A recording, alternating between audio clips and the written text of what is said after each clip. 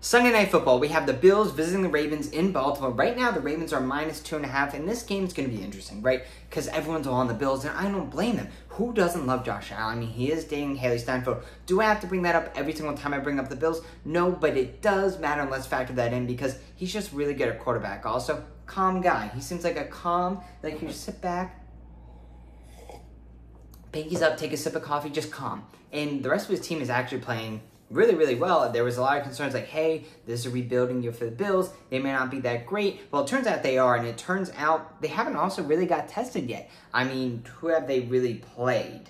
The Bills have played the Dolphins, Cardinals, and the Jaguars, and the Dolphins and Jaguars are just terrible teams. I think the Cardinals are going to be good, and the Cardinals gave them a run for their money. I mean, the Cardinals started off hot as could be, and then they just kind of got ice cold. Doesn't matter, that was in week 1. What week are we in now? 4. And the Ravens started off terribly. I mean, they could have been 1-0 against the Chiefs if that guy just would have kept his heel down or the tip of his toes.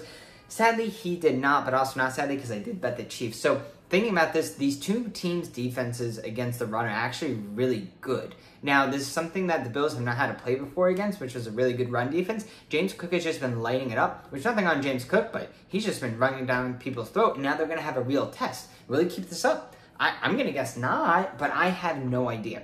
You have the Ravens at -2.5. The line has not moved at all, and it's been just like various juices at 2.5. But they have 29% of the bets with 42% of the money. So there's definitely a large differential there, and I love when there's a large differential where there's a small percentage of the bets on them.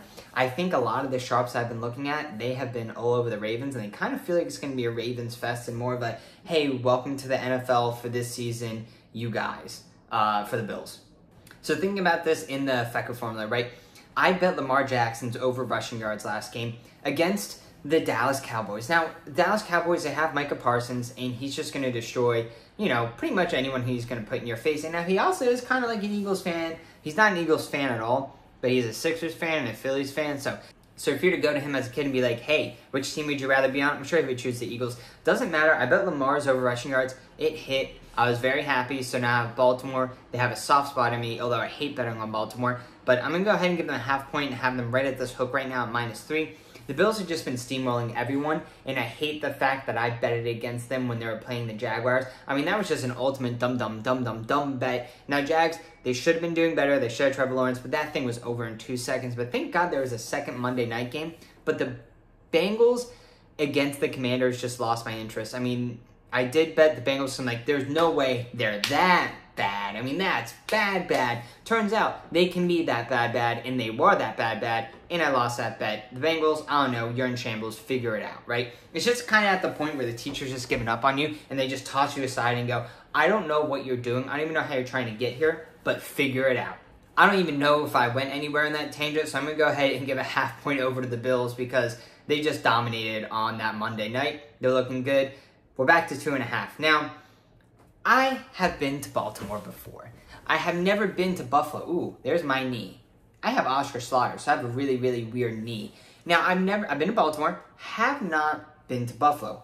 My friend recently moved out of Baltimore to Rhode Island. So that has my thought thinking, maybe people should go out against Baltimore, but then also Baltimore, they have some redeeming qualities. They have The Wire, the show The Wire, which probably isn't a redeeming quality in terms of, hey, you're doing great as a city, but a lot of people like The Wire. I have never watched The Wire. I want to talk about The Wire, but I can't.